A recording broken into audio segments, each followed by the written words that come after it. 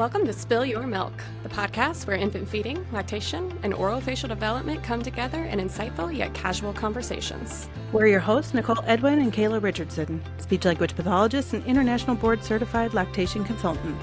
We're here to help you navigate the world of infant feeding, airway health, and holistic wellness. Whether you're a seasoned parent, expecting your first baby, or a professional working with babies, this podcast is for you. From breastfeeding and bottle feeding tips to developmental feeding and body work, we're tackling it all. Plus, we'll share some real stories from families and interview experts across the field. So take a deep breath, settle in, and let's spill some milk.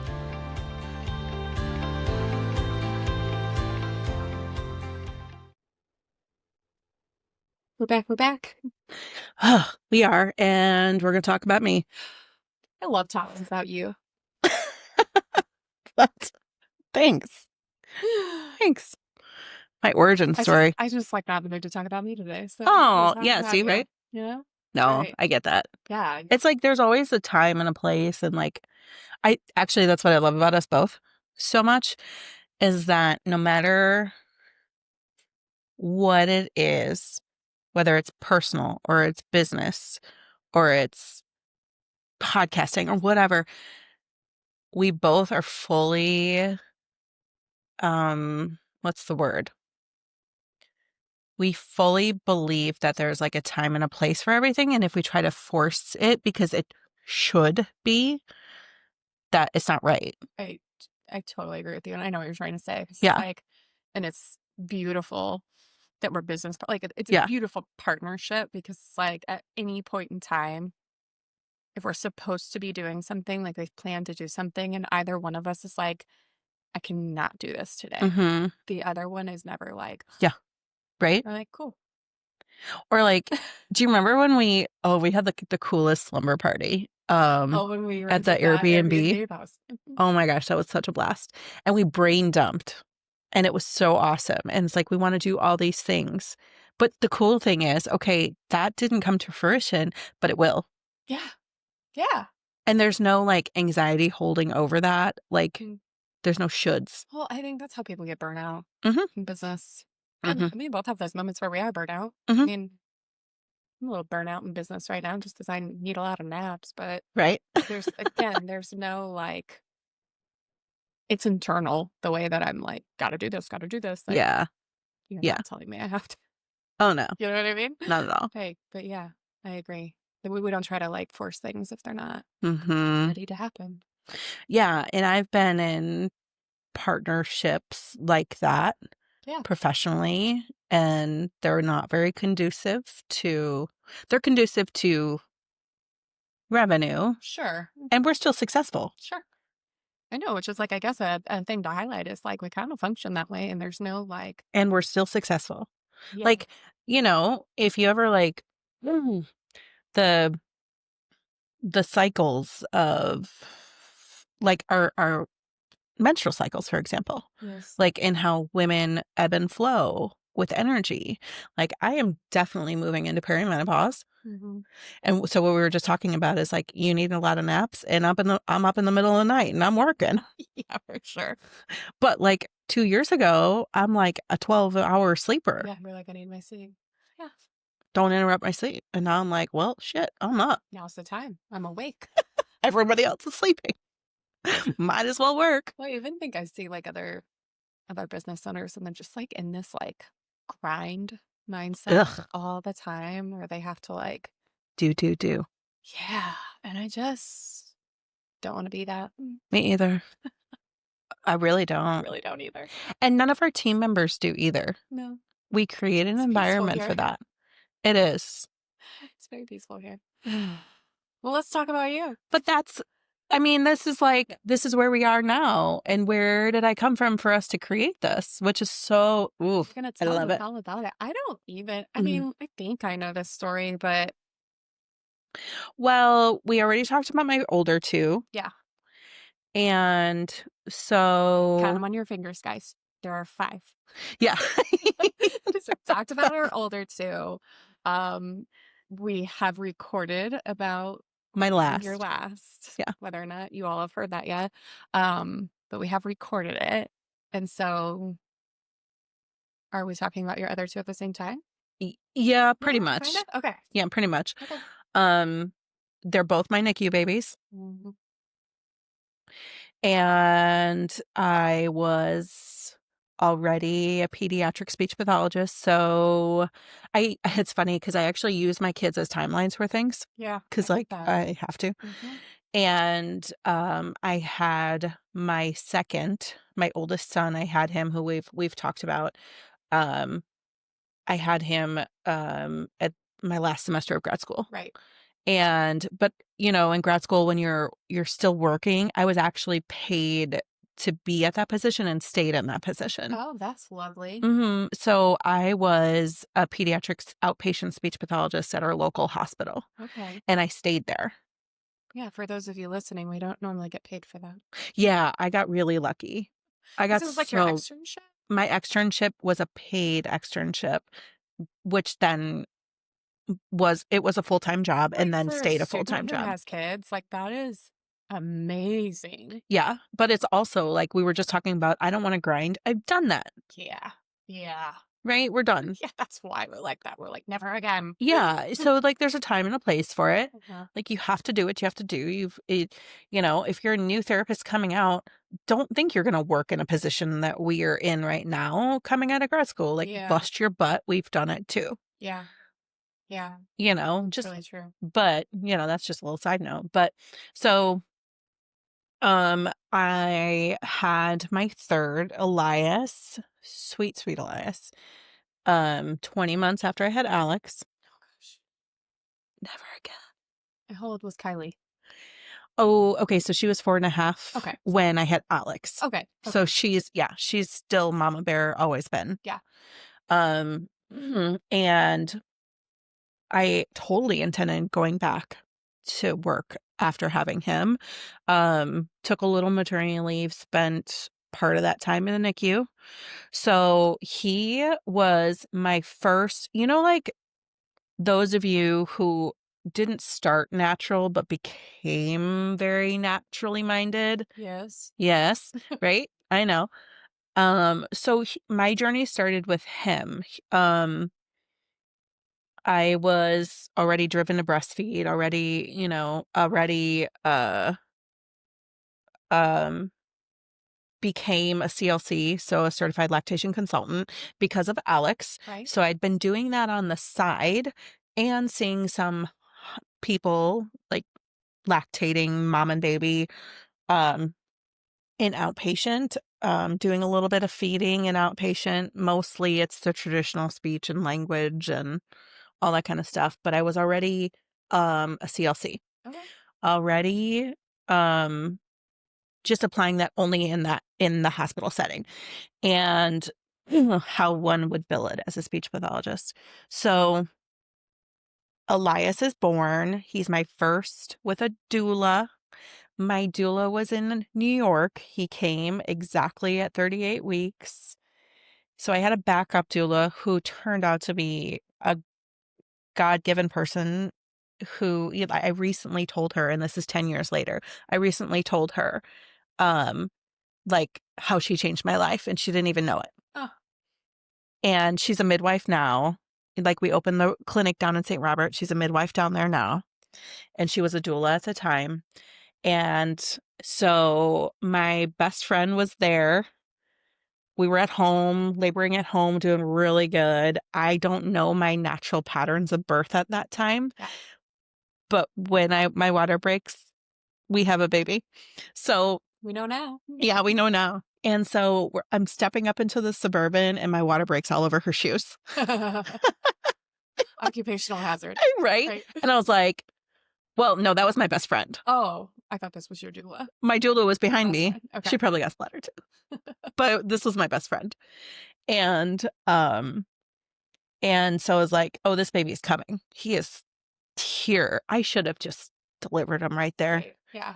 And knowing now what I do, I would have absolutely, well, he would have been a home birth, Right.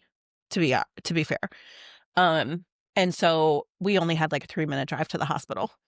And it was not where I was supposed to deliver, but there was no way it was going to make it to the fort. Gotta go to the closest one. Yeah. Yeah. And it was only like 3 minutes away and I barely made it. I don't like hyperventilating, like, trying to keep a baby in, trying to keep nature from happening. So he is born very fast, very cold, very not unresponsive, but very hypo responsive in every way, Okay. and does not try to nurse, just sleepy. What term? You 38. 38 38 weeks. weeks, Okay. acted much earlier than that, Mhm. I would say, reflexively. Um, and so, we're there for a day, and then they find blood in his stool. Mm. And then they do his measurements. They think he has neck, which is necrotizing enterocolitis, which Ah, is like death yes. of the GI Like tract. It's scary. bad and scary. Yeah. But my pediatrician afterwards is like, well, that really never should have happened. He's never had formula. But you can't never say never. Right. And all the pieces of the puzzle did lead us to believe this. And we also had profound feeding issues. The ENT came in and did his lip and his tongue tie release. Again, another very, very, very tired baby of mine. And what was really cool, I had enough feeding training back then. I was hand expressing and cup feeding him. Cool. He never latched, Yeah. but I was able to cup feed him and know to be able to do these things. Yeah. You had the knowledge. Totally had it, Baby number 3. right? Let's I've go. got this. Right. Mhm. So he gets cup fed. He then gets they triage with Children's in St. Louis, and they're like, we think this is what's going on. We're going to sedate him, IVs, all this stuff, wait for NICU transport. Okay. My doula comes back and she goes, can I pray with you? I felt so uncomfortable. And I'm like, yes, because I know You were nothing. not. I'm by myself. Okay. Like, we've got other kids, so dad's at home with the older kids. Sure. We don't know what's going on. We don't know how long transport's gonna take. They had to drive down from St. Louis to Rolla. So I have nothing but time here. Just like a couple of hours. Yeah, Yeah. under a best circumstance. Yeah.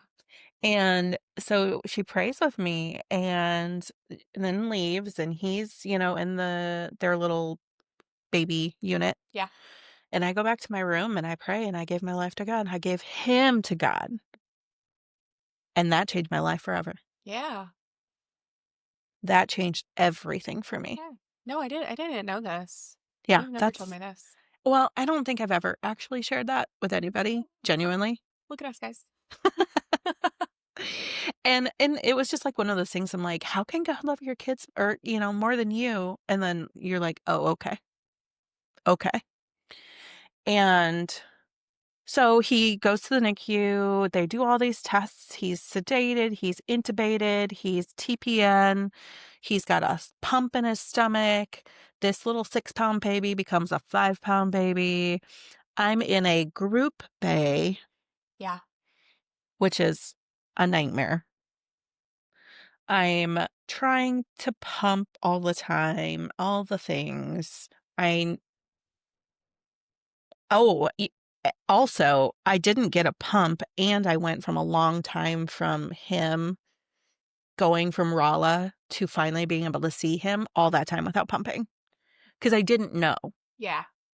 Like, it's just like you're just in trauma response and you're just doing. And then finally they're like, oh, are you breastfeeding? And then they give you the pump and it's like midnight. Like you And just like it didn't even register yeah, that you should. yeah, And no one told you to. yeah. And in the hospital with him here, I'm hand expressing, Sure. thinking that's the best option, anyways. Yeah. So it's like You know, like another, you weren't doing nothing, but but in that period of time, yeah, like for a long period of time yeah. in that state of not expressing at all. And so, it is what it is, and it didn't deter our breastfeeding experience. It's just one of those other challenges we faced. Yeah. And of course, still pumping with a 24 because why not? Well, of course, 10 years ago. Right? 10 years We ago. were using that 24. Yes, Yeah, we we were. were. I used that 24 until I had this last baby. Cannot wait Yeah. to use Isn't the that right cool? flange size. Oh my gosh. Oh my gosh. It's just like, oh, it's crazy. It's cool to be able to. I love that you get to experience the same thing I did, where like we've gone through all these things and we have all these tools now and we have the team and we have So much information. Yeah. He gets to do it again. Yeah. Mm. But when you didn't know, you were pumping with those 24s. Yeah. You were And I was getting the put in the job hospital done. grade to 100%. Ooh. Ooh. Because goals. So anyways, That kind of so stuff I'm does not get pumping. you more milk. It does not. Fire vacuum does not get you more milk. So I'm pumping around the clock. I don't leave this baby. I am freshly postpartum, sitting in a chair. Like, I don't get to hold him for like a week. And that's like not even an exaggeration. Yeah. So they never found neck. It wasn't neck. But they finally found, quote unquote, my blood in his stomach, in his stool, which is really interesting. What? It doesn't make sense. I don't know what to tell you other I'm than trying to it make it doesn't make make sense in my sense. head. It doesn't make any sense. Mm-mm. Okay. Okay. Not neck. It's not Great. neck. He's okay. Mm-hmm. It's my blood after multiple days. Mm-mm. Okay. I'll let anybody take from that what they Yeah, will. let us We know. all take something different from that. Yeah, for sure. So then I have no milk and they're wanting to finally feed him orally and I'm fucking panicking because I don't have milk. I've got like drops of milk. Mm-hmm. And I put the SOS out to my doula. And this is how I get into informal breast milk sharing Yeah. 'Cause 10 you're years very ago. passionate about that. Very passionate about that. And it all started, and actually one of the doulas who's now a midwife down in St. Robert, Audrey, reminded me when she popped in to see us down in the new clinic. She's like, I donated you milk back then. I was like, oh my God, I didn't even know that. I love that.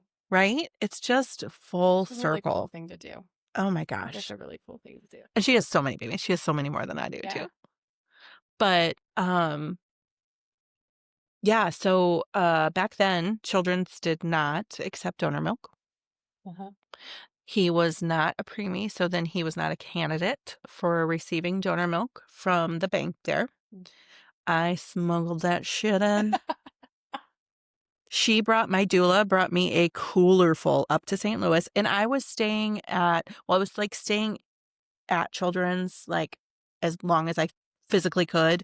And then being a veteran, I was able to stay at the Fisher House over at Jefferson Barracks, which was unbelievable. It was amazing, even though I did not take advantage of it as much as I could have because I had trust issues and this is my first baby in the NICU. Sure. So I put that milk in the freezer and then I would defrost it and put it in my own bag and tag it and give it to them And pretend it was yours. and pretend it was mine. It was just my brain. I was like waiting Or for you keep to it kind of get freezing, there because I was frozen. like, how do you smuggle it in? Like, how do they not know that you're giving your baby that milk? But then you just connected the dots for me. Like you were pretending it was Yeah. yours. Um, I love that.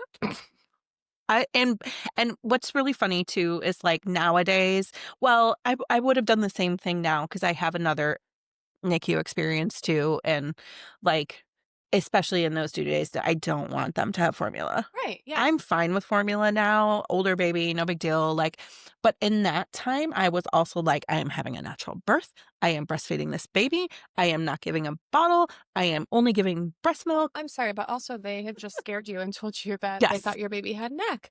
And like, Which is another reason why I wouldn't want to give them formula. 100%, even though that by this time they were like, it's not bad. Mm-hmm.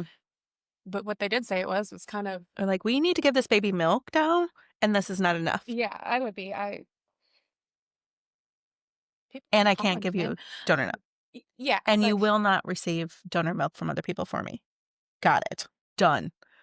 Yeah. Here's the back door. Yeah. Like, don't tell me what I can't do. I would feel the same. Yeah. So I always think if my baby was in the NICU period, Yeah. I would feel the same way as you about formula. Both my babies have had formula. Yeah. I'm not like, formula is not the devil. We know that. Mm-hmm. But in that situation, I would have felt very, very strongly that my baby received human milk. And God bless them, they have changed since then. Yeah. Yeah, they have. And I have an experience to share that they have changed. And I am very proud of that. Oh, good. The IBCLCs have worked very hard there. Good job, guys. Yes. Yes. So He's getting donor milk. He is struggling to feed. He's on an NG tube. So we're doing a gavage feed where we're pouring breast milk. Like I've got it like behind me and I'm holding him and it's going through his nose, attempting to latch. And, we talked about a little bit about primitive reflexes in our last episode. Mhm. And he is a prime example of a baby who is hypo-responsive. He is an under-responsive baby for many, many reasons. And even though he did have his lip and tongue released in the hospital after he was born within like 24 hours, he did attempt to latch after that. But then again, he went there. Obviously, I did no oral work Right. after. Like, he's got all these tubes in his face. So he healed right back as to be expected. Sure. And another example of a medical necessity that does not prioritize stretches. Yeah, Like, we let that go. for sure. So he's not breastfeeding well. I don't have milk. I'm internally panicking because I don't want them to find out I don't have milk in my breasts. Yeah. So then I finally am like, okay, we're not successful breastfeeding. And the only thing keeping him in here is weight gain and feeding. So he's there for 2 weeks. It's a nightmare.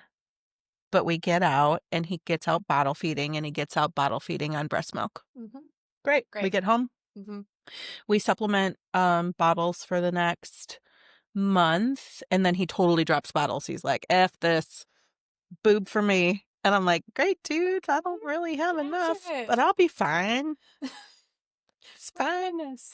He's a 1%er. Mhm. And I was under the impression that, okay, here, you know how like the more knowledge we know, the more we like realize there's so much more to know, Yeah, but not when you're fresh. When you're fresh and you have this information, you're like, I know everything. that is true. That is true. And here I'm a CLC and I know everything and I know my body will produce milk. Because your baby's My baby's latching. He's going to do it. I'm going to do it. There's no reason that I shouldn't be, Mhm. because I clearly don't actually have enough information to know that that could possibly be the case. Mhm. Even though we had supply issues with other babies, they were tied. He's tied. It's got to be the tie's fault. Definitely. So he gets more releases. Local release provider does very well. I do all the post-op care. We do great. He is always a baby that just needed help with everything. Mhm. He was never truly delayed. He would like hit the mark right before the day of a delay would be considered. Yeah. That kid. Yep. And feeding especially. So then we start sows a little early. He shows all the readiness for it. He's a tiny baby, but so happy. No GI issues, just the happiest little tiny thing Mhm. who loves to breastfeed. My first co-sleeper. Just we're figuring things out. We're doing things naturally. And I'm like, we are not going back to work. I gave my notice that I was not going back to work, and my boss was not happy because I was planning to go back to work. Yeah. And after all of that with the NICU, I was like, nope, I want to be a stay-at-home mom. It's so much trauma Mm-hmm. that is like just not talked about enough. Mm-hmm. Um, because you're supposed to just get out of there and then like And continue you're on fine. your regular life and Mm-hmm. everyone's fine. He's fine. He's been discharged Yeah. and I have not experienced it personally, but You've seen it enough. yeah, professionally I see these patterns Mm-hmm. over and over and over again. And what you're saying does not surprise me. Yeah. Like you just came out of a situation where you didn't think your baby was going to live. Right. And now you're like, How do I leave this she's with baby? me. Who's with me? You know, Mm-hmm. it's fair. It's my first baby to co-sleep, my first baby to wear. I wore that Mhm. baby everywhere. Yeah. Okay. Speaking of Third wearing. baby. Right? Yeah. Speaking of wearing, this transitions into me being like, I'm a stay-at-home mom. I'm not going back to the hospital. Like, no way. Wait. But you know what I can keep doing? I can keep seeing babies in their home. I can still do breastfeeding. You wanna know who my very first home visit was in private practice? Ooh. Rebecca. Ah, full circle. Uh-huh. She's the midwife She in our runs clinic space. down in Yeah, St. she runs St. space Robert. in our clinic down in St. Robert. Mhm. Oh, Yep. I love that. We tube fed. She had a lot going on back then. Mhm. That's her story to share. Yeah, We'll well, maybe probably we'll bring have her. I was gonna say maybe we'll Mhm. have her on. She can share. Mhm. She'd be a great guest. And she's like, "I have all" when I asked her, I was like, "Is it okay if I bring my newborn with me?" She goes, "Oh my gosh, of course." Uh, She's got I she's don't like, know, she's got please like do. 10 kids. Yeah. And, like, she has so many carriers. She's like, "Do you wanna try some of my wraps?" Or things like that, and it was so cool. And so this was 10 years ago. So 10 years, I started doing private practice, just working in homes down in rural Missouri. Mhm.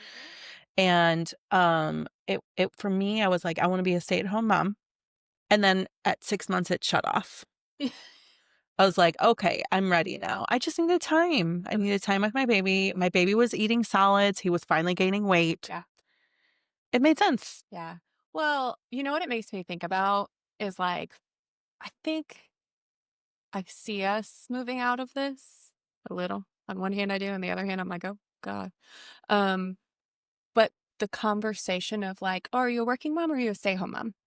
It's not both. Or Be- what it's not one or the other. It doesn't have to be one or the other Mhm. because we are both now and we've worked very hard and we've built this situation for ourselves and Yes. not everyone has the privilege of doing this and the flexibility, but I don't want to pretend like it was like given to me. You know what I mean? That I can have both. I have Mhm. all of the flexibility Mhm. to be with my kids when I need to be with my kids Mhm. and to still have a career and a Mhm. business and work. Yeah. And I just hope for women that that is the future. And I think that's Yeah. we try to create that here Yeah. for our employees to like have that Yes. flexibility, but I just don't see any reason that you have to be like, I'm a stay-at-home mom. I'm Yeah. a working mom. Like, Our so team divisive. it is. In our team well, don't even get me started on all that. Holy cow. Then the homeschooler in me is like, "Well, the whole reason we have school and the whole reason we have formula," and you know what I mean? Oh, Is so we can there's be so yeah. I mean, there's so the much to industrialization, all dig that stuff. into there, unfortunately. But Yeah. yeah, like I hope to see more. We can have it all. Yeah, so in some ways I think like COVID did that for us because people's jobs like Mhm. naturally became a little bit more flexible. Mhm. And again, I do want to make sure I do a really good job of like reiterating, like, I know this is not everyone's Yeah. situation. Like It's someone true. out there is being like, I'm still doing the work, you know what I mean? Yeah. 40 hours a week. I see it. I know I see you. I see what you're doing. But I just hope that I'm not living in La La Land in this clinic and that like we're gonna see more of that across the board. That like we I don't need to kill ourselves yeah. 40 hours a week and be a parent, that our jobs can provide more flexibility and fluidity for both parents to I be able think to kind of be a unit. yeah, like you said about COVID era is some people realize that they could do it on one income Yeah, and some jobs they realized they didn't need to be at the in office office. 40 hours a Mhm. week, right? Mhm. Yeah, a family member of mine, Scott's actually, is, um, in a big company in St. Louis, Mhm. and she found that her team members were most productive at home. There were studies. Mhm. And then I I think think it's like a that's 4-day work week was found to be the most productive as well. yeah, but I have heard like that some companies leaned into that and then Mhm. they started to like backtrack from it because there were people who were like, "Oh, we have to go back to the office now." Mhm. Da da da. Da. So I hope it's not like one of those things that we just like forget and like go Right? back to the stupid grind because there were so many moments in Yeah. COVID where all of us were like, what were we doing? Yeah. Like, there was some really Well scary moments. I know, like, many people died. Like, COVID was terrible. Like, oh, that was yeah. terrible. But to see silver lining of like some Mhm. things that came from it, like this is one of them. Agreed. I agree. And I think a lot of people became more aware of functional medicine and Oh, me too. just Interesting. all of that. Yeah, interesting. Mhm. Yeah, it'll be interesting to, like, Yeah. years from now Yeah. to, like, we'll be Yeah. able to see those shifts bigger. Well, Like, to like piggyback off of what you're saying though is we created something different here. uh-huh. We have children at work with us. Mhm. We don't work 40-hour work weeks. Mm, None of our team does. mm, Jill has her daughter here most of the time. mm, Quentin is always with me. My homeschooled youngest is with me. mhm. Jen is at home. Jenna was working from she's been working from home from the beginning, and I think it takes people like us to buck the trend I hope. Yeah. to But then start seeing but when you said that, I was like, changes. "Oh, like, that's, like, the beginning of that." Like, you were like, "I'm gonna be a stay-at-home mom." Mhm. But really what you were doing I needed time to process. is, like, working flexibly though too. Yes, You were like, "I can still do this." So but you weren't really not working. yeah, You just weren't going to your traditional 40-hour-a-week that's clinic very gig. true. And to be fair, my husband was then working. Yeah. He was Yes. I was working first and then he was working. We're both out of the military. I didn't do it just myself. Yeah, So that's a I big piece of can't. that too. Yeah, I mean, without Yeah. a partner Yeah. who's also making an income, Yeah. like, it's hard to transition out of that Right. life of, like, 40 hours a week. So again, like, Right. I don't wanna be like, "Oh, it's easy." Rose-colored You can glasses. be you can be flexible. Like, again, I had certain privileges that I was able to, like, move Correct. into that. Right. Um So we're talking about we want to change the world. But you know what else changed then? What? Oh, how I practiced. Ah, Because it is the model that we follow here yeah, that started 10 years ago. love it. So I found myself, I didn't find her during pregnancy, which I wish I would have. But you know how Dr. Jeannie is like our Dr. Jeannie up Oh, I here? love her, yeah. Okay, well, she is the same. Mm, And I think they have the same mentor too, which now makes sense. I found that out years later. So, anyways, I find this mom and baby Cairo mhm. down in Rolla, who's a homeschooler, who has a practice in her basement, a thriving practice in her basement that's only open like 3 days a week. So, right, Doing her same thing. model, Yeah, yeah, yeah, yeah. right? Yeah. Oh, she is incredible. So, doing cranial work. She's SOT Webster. She's the mom and baby guru down there. She's got the Amish coming to her. Like all the people are coming. So, I bring my baby who's struggling to latch to her. Mhm. We connect. And then we start realizing we can work really well together. Yeah. So, the way we did it, because it's a low volume, is when I had breastfed babies that were struggling, I would go with them to their appointment. I would assess suck while she would do her cranial work, and I'd be like, there it is. That's it. And oh my gosh, the way we worked together was just so incredible. And then she moved. Oh, She had to move. And I don't remember how long down the road that was, but we had established isn't that a helpful? successful dynamic working together and me in private practice. Sure. The collaborative care for lactation, speech, and chiropractic, the body work all together. And uh okay, so she moves. Her husband takes a job in Kansas City and she transitions her practice over to somebody else who is also pediatric certified like she was. Mhm. And I'm thinking we're going to do the same thing. I've got these rose colored glasses on. I'm being told that we're going to do the same thing until it really came down to practice.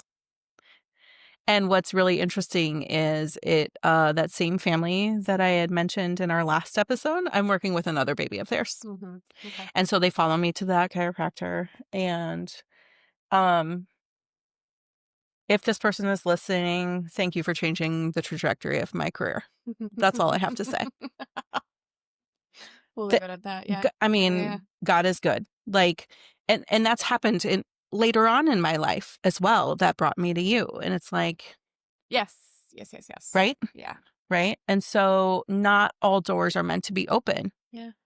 What we think is going to work out Mhm. doesn't work out, but it It's like still you walk works through the out. door. And you're there and you're like, "Oh, this is not what I expected, but there's another little door over there Mhm. that, That what you you were had to go actually through meant to. that door to get to Yeah, that door." yeah, exactly. Because guess what? I didn't know it existed at that time? CST. What the hell's CST? I have no idea. Yeah, you went on your own bodywork journey. Yeah. So, I get stopped from working with this family collaboratively the way we had been. And they're doing their thing, and I'm like shaky at this experience because I'm like, this is not what I'm expecting. This is not the way it's supposed to go down. Um, and so I texted her and I was like, what do I do without you? Yeah. This is not what it was supposed to be. This is not what we talked about. What do I do without you? And she goes, you go get CST trained. I was like, what's CST? She sends me the link. I signed up that moment Yeah. 10 years ago. Well, because you know what? When you realize the power of that whole body work Mm-hmm. and you realize that you don't have the tools to do it, Yep. you feel so stuck. Yes. Yeah. Yes. Yeah. Well, and it's like, And, well, like, how do I I go mean, we're back? never gonna do what a chiropractor Oh does, like, gosh, to no. be clear for No, no, anyone's no. listening, but, like, to have some tools, which we both do now, to make change in the body, I don't know how I was practicing before Mhm, and being effective. mhm. Yeah. Well, we were working around things, Yeah, we were. and it how most people are, and not everybody is meant to do all the things, and not everybody is meant to also have these. Like, you don't if you like what we do, em do it. Yeah, If it's meant for you, do it, but if it's not meant for you, don't. Like, I don't find know. someone who does Yeah. and then work with them. Exactly. There's so many people to work with collaboratively and, so immediately I start going to CST courses and I'm like, "Whoa, there's a bunch of hippies here. Is this right?" Yep. Yeah, this is right. After a while, I was like, "Oh," because you start with adults with CST, and I'm still transitioning.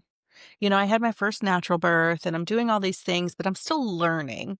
I'm still a baby in this like natural world. And they are my people. They are so my people. But it took me a little bit to learn. Yeah. And so I went really heavy into CST very quickly and started practicing out of my house. And what's really cool is um, I don't think it was on the same baby. I think it was like the third baby of this family that I did a peds course or gosh, no, I'm not right. It was the same baby that we were working on, but when you take CS2, there's palette work. Ah, yeah, That's what it was. yeah, So I don't know how quickly that was or if it was the next baby. I truly don't remember. sure. Just because 'cause I've been there for all of them. And I remember working on that baby and feeling the palate release for the first time, and I was like, "Whoa, this Right? is incredible." And all of a sudden, the suck was strong, and the tongue was moving, and everything was moving. And I had, like, just come home from a course too. It's like, "This is incredible." Like you said, how were we doing this before? Mm, What a waste of my time. What a waste of everybody's time. mm, mhm. And And so there's no it's way. not, It's there was so not. much you were bringing to the table, Yes. but once you do feel stuck sometimes, Yeah, yeah. This is just yeah, You can only make so much progress, you yeah, know? And, to be fair, that family, I worked very, very, very hard with all of her babies. In the first one, I worked the most. mhm. Um, that oh, see, because we don't plan our sessions here, Yeah. the things have to come back to me as we're Oh, talking yeah, through them. happens to me too, and it's, like, so long ago that you're like, Do you remember so we on our last episode, do you remember how I said I worked with that baby that landed in the NICU after a tongue tie release? "Mhm, That was the baby. mhm." Oh my gosh, yeah, I would go to their okay. house 3 times a week, sometimes more, to get that baby going, and we did everything, and to be fair, like, any protocol that I had developed, it was because of that baby and how to transition this baby um from bottle feeding to breast because he refuse that breast. Mm. And I use CST to help. Not in the beginning, but Sad like that. I mean, those experiences, mhm, and now here you are. mhm, So it's like, yeah, it really does highlight though, because you're like, oh, I had my baby. It mhm. was a NICU baby. And I totally brought him to all of my appointments Right. too. Changed the fact, like, because would this have happened if that hadn't happened? Because you probably would have just gone back to your job, Mhm, that outpatient clinic, mhm, and not dug so hard into this. mhm. Like, it's like the things that happen in your life that have led you where you are Direct you. today. Mhm, Yeah, for sure. Interesting. And mhm. like, yeah, I like to kind of summarize what you're saying, like that whole thing brought you into this like collaborative care model, Yep, which we still follow today yep. out of a personal experience. And Mhm. just, yeah, that's how it goes. That's how it goes. I love it. Yeah. Well, It's cool to be able okay. to Well, share that. then what? Then when did you have So Isaac came along 2.5 years two later. and a half? Okay. Mhm. Okay. And he, was my first home birth, which was incredible. Baby number 4, if you're Baby keeping number track. 4, thank you. Mm-hmm. Baby number 4, is such a beautiful home birth. I get my doula again this time, but my doula is in town this time, The original. the Yeah. original. So I get her, and she was just amazing, and I've got a midwife for the first time, and I don't know, it was just amazing. And he was born with his water, but they ruptured as he was being born. All of my babies have meconium. It's just like a normal thing for me. Actually, I say all my babies, but my last one did not. He did not. All right. Cute. All of them before then. That's fine. Yeah. So he's a little grunty Hold on. It's very brave of you to have done a home birth after the. after that experience. Well, thank you. Yeah, Thank you. because you had a very scary experience. Yeah. Well, the birth was really easy, and I knew I could birth really easily. Well, yeah, you're like, this baby's coming out. Yeah. But still, to be like, what happened after that, to not Yeah. have that scare of like, Hmm. So anyway, good job. I think, yeah. Thank you. Mhm. Let's leave it at that. Thank you. Yeah. Um, I am an experienced lactation consultant at the time. Uh-huh. Not an IBCLC, still working on collecting all my hours because we need a cajillion of them. Uh-huh. Very successful private practice, doing all the things, all the trainings with CST and lactation and all. And he's grunty. Mm. He feeds, and my midwife goes home. She's like, I'm going to check back in on you. Some babies just have a hard time transitioning. He is full term. He's 40 and 2. And he was sleepy like any normal newborn. I didn't notice the blue in his nails. She did give him a little suction, but and she's a nurse midwife too. I think she gave him some oxygen, if I remember correctly, as well. Um, but he did okay. And then by morning, I just could tell, like, I was afraid to go to sleep. Yeah. He was born at like 2 in the morning, and I just did not go to sleep. The kids woke up. They were so excited to have their baby brother. And oh my gosh, like, we didn't know what we were having. It was just like a really amazing time. I'm still in bed. The kids come running up. It's just like, oh, it's This is just what you wanted, right? magical. Yeah, yeah, yeah. It was, he was a hard delivery compared to the last, but still very easy. And he wouldn't really feed.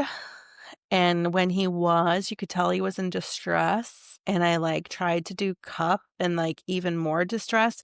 But there was part of me that was just like, I knew something was wrong, but I knew my midwife was like, maybe he's just having a hard time transitioning, and they'll transition after like 12 hours or so. She was going to check back in, and she knew I had enough experience to be like, if something's wrong, you're going to know. Yeah, and you knew something was off, but if you thought there was you thought you had the reason for it, Mm-hmm. right? Okay. Mm-hmm. Hmm. And so I contacted a local IBCLC nurse who I trusted. Mhm. And like peer to peer, I was like, do you have access to check his oxygen levels? She did, and she brought it over, and he was low. And I think she had a hard time telling me, like, she was nervous about it. I don't, it wasn't, I don't know if it's necessarily her place to be like, Yeah. this is what you should do. But, Yeah. I knew enough, like, if oxygen is dropping, it's not safe to feed. Right. Right. And I still kind of sat on it a little bit. But he was I mean, like, at one point, then I was like, we got to go. And I did not make the call for an ambulance ride. I took him because we live so close to the hospital. But I promise you, that was the hardest drive I've ever had. And I didn't know if he was breathing half the time in that car seat. And it probably wasn't genuinely not safe for me to have him in the car seat. And he probably should have just been transferred at that point. But we got there. I got him there very, very, very quickly. And they intubated him almost immediately. The pediatrician there had a hard time intubating, and there just happened to be a traveling pediatric ER nurse there. Don't even know who this person is. Thank God. Mhm. She was amazing. The team was amazing. He was huge, by the way. Yeah. I mean, he was at, like, 8'5", like, but, like, compared to the last baby that was, Yeah. like, Little. Yeah. barely 6 pounds. Yeah. Um And I came in there with wisdom. I came in there with my pump. I remember sitting in the corner of the emergency room where his bay was while they intubated him, sitting there and pumping. You're like, not this time. Not this time. Yeah. Yeah. Oof. And it was scary, but I also knew obviously we had made the right call, and I should have brought him in sooner. But you do what you have Yeah. with what you got. Yeah. Yeah. And he's obviously He's thriving. thriving. He is He's thriving. okay. Yeah. Yeah. And, there's been times that I've thought like, well, if I had him in the hospital, this wouldn't have happened. And if I had the other at home, that wouldn't have happened. And somebody was like, it probably was probably you. That's not true. Yeah, that's not You true. don't know that. Mm-mm. Mm-mm. Yeah, you don't know that. It's so easy for us to play that game with Right. ourselves. Yeah. Yeah.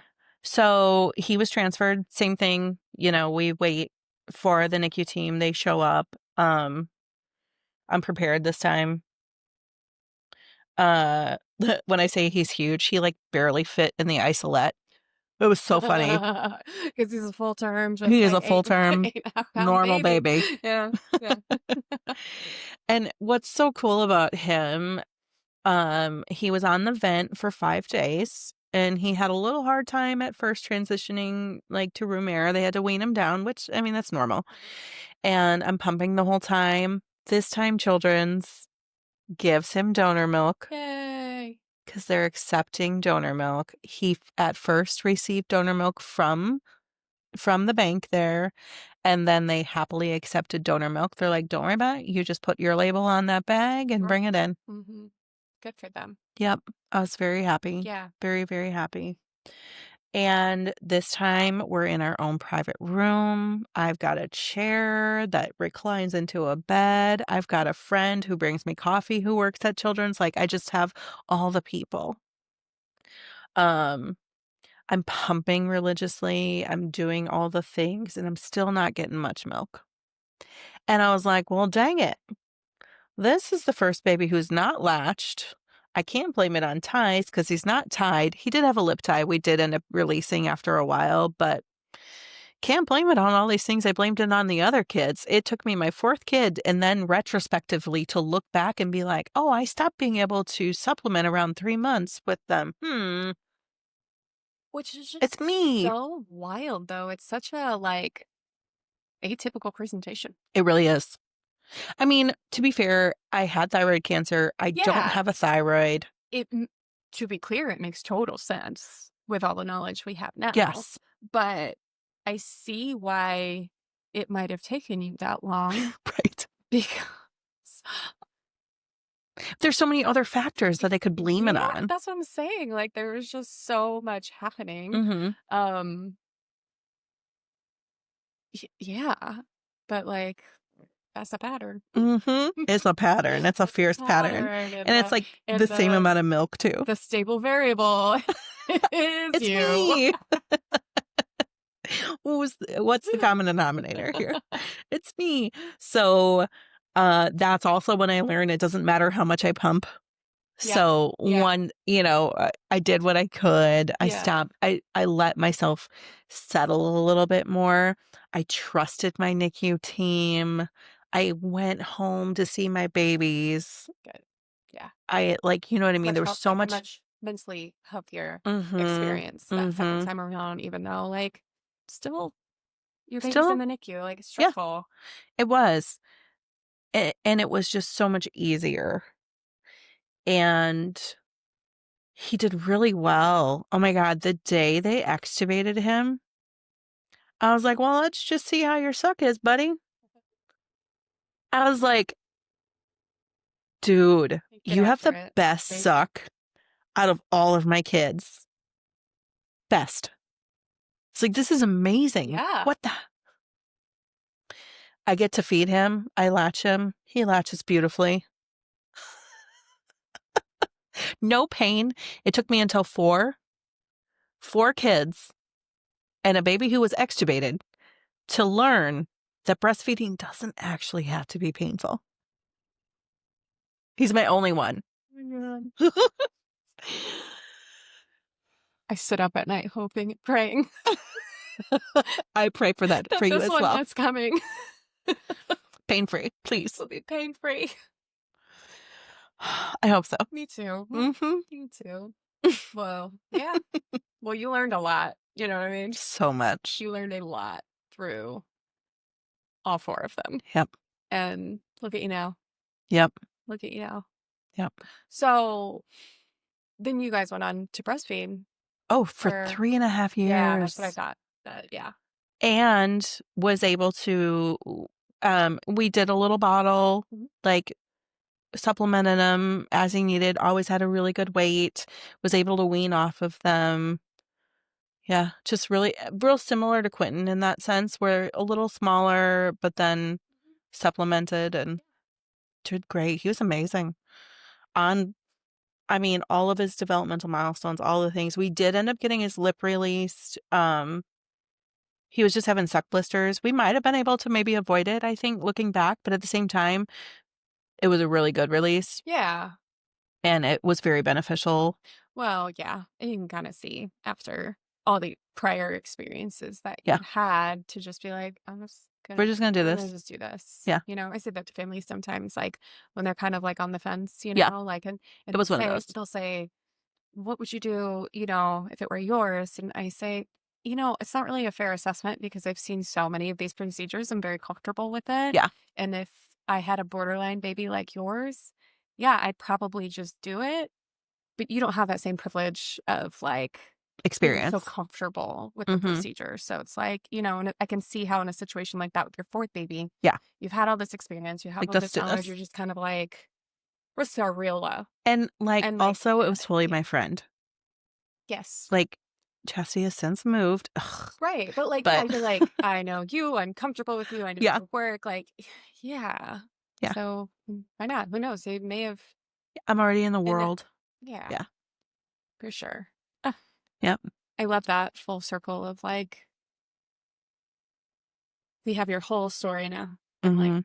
this is And where that's not what brought you've me to St. Louis, but that's my breastfeeding stories, yeah, and that's my origin story. yeah, but we're very lucky you came here. Yeah, yeah, Yeah, that you ended up here, and we ended up together and doing this whole thing. I So, know. good. Well, I think this is gonna be the last episode of our very first Our first season. season. Yeah, so we're gonna come back with some guests as we promised. Yeah. I feel like this was like a good introductory season to just kind of like introduce everyone to who we are, how we are, raw, real, Mhm. just having conversations. We've dabbled into like some like topics professionally mixed in with all of our personal stuff.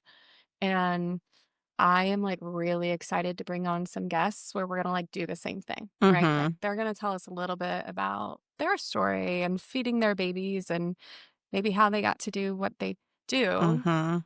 and then that'll sprinkle in with kind of the expertise that they have, and we get to Yes. kinda dig into some of that, so I'm excited. very excited because this has been so fun, so, like, therapeutic. Mhm. It's, like, my favorite days. It's very energizing. It is to, like even some days where it's just like I mean, this morning I was kinda like that because 'cause I'm so tired right now because, oh my gosh, I'm never gonna not be tired again because 'cause I'm pregnant. Where it's just like, "Ugh, I don't wanna go in," Mhm. right? But, like, now I feel better. Mhm. Me too. So, thank you to everyone who's been listening, and stay I tuned. love that we have the people in our lives that we have not met yet, but I also love hearing from our, like, current clients that are Yeah. like, "I listened to your podcast. Oh my gosh." I know, me too, me too. Or even, like, colleagues Yeah. when they've told me they've listened and, Yeah. we're all so busy, like, how could Yeah. we ever have these conversations in real time? And it's nice that you guys are out there listening and Yeah. are enjoying what we're doing. So, again, stay tuned. There'll be more fun in the future. Bye. Bye. Thanks for tuning in to Spill Your Milk. We hope today's episode brought you some clarity, comfort, and practical tips for your feeding journey. Don't forget to subscribe, leave a review, and share this podcast with fellow parents and professionals who might need a little extra support. You can also follow us on Instagram at Spill Your Milk Pod for more tips, resources, and behind the scenes content. Until next time, remember, every drop of effort you're putting in makes a difference. Keep spilling your milk, and we'll see you soon.